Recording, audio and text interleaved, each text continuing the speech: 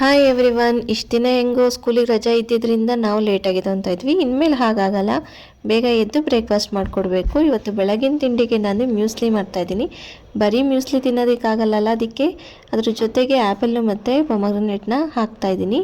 Muesli ready ಆಯಿತು. ಇವಾಗ ನಮ್ಮ ಸುಬ್ಬುನ ಕೇಳೋಣ ಬನ್ನಿ ಹೆಂಗಿದೆ ಅಂತ. ಹೆಂಗೈತೆ ಸುಬ್ಬು?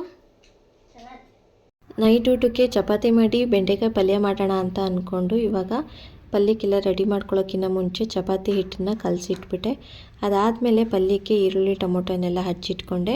ಇವಾಗ ಪಲ್ಯಕ್ಕೆ ಒಂದು ಬಾಣಲಿ ಇಟ್ಕೊಂಡು ಸ್ವಲ್ಪ ಎಣ್ಣೆ, ಸಾಸಿವೆ, ಕಡಲೆಬೇಳೆ ಹಾಗೆ ಈರುಳ್ಳಿ ಮತ್ತು ಟೊಮೊಟೊನ ಹಾಕಿ ಫ್ರೈ ಮಾಡ್ಕೋಬೇಕು. ಇದೆಲ್ಲ ಫ್ರೈ ಆದಮೇಲೆ ಬೆಂಡೆಕಾಯಿನ ಹಾಕ್ಕೊಂಡು ರುಚಿಗೆ ತಕ್ಕಷ್ಟು ಉಪ್ಪನ್ನು ಹಾಕ್ಕೊಂಡು ಫ್ರೈ ಮಾಡ್ಕೋಬೇಕು. ಇದಕ್ಕೆ ಸ್ವಲ್ಪ ಸಾಂಬಾರು ಪುಡಿ ಇದ್ದರೆ ಅದನ್ನು ಹಾಕ್ಕೊಂಡು ಫ್ರೈ ಮಾಡಿಕೊಂಡ್ರೆ ಬೆಂಡೆಕಾಯಿ ಪಲ್ಯ ರೆಡಿ ಆಗಿಬಿಡುತ್ತೆ. ಈಗ ಚಪಾತಿ ಕೂಡ ರೆಡಿ ಆಯಿತು. ಫುಲ್ ವಿಡಿಯೋ ನನ್ನ ಯೂಟ್ಯೂಬ್ ಚಾನಲಲ್ಲಿ ಅಪ್ಲೋಡ್ ಆಗಿದೆ, ಪ್ಲೀಸ್ ಒಂದ್ಸತಿ ಚೆಕ್ ಮಾಡಿ.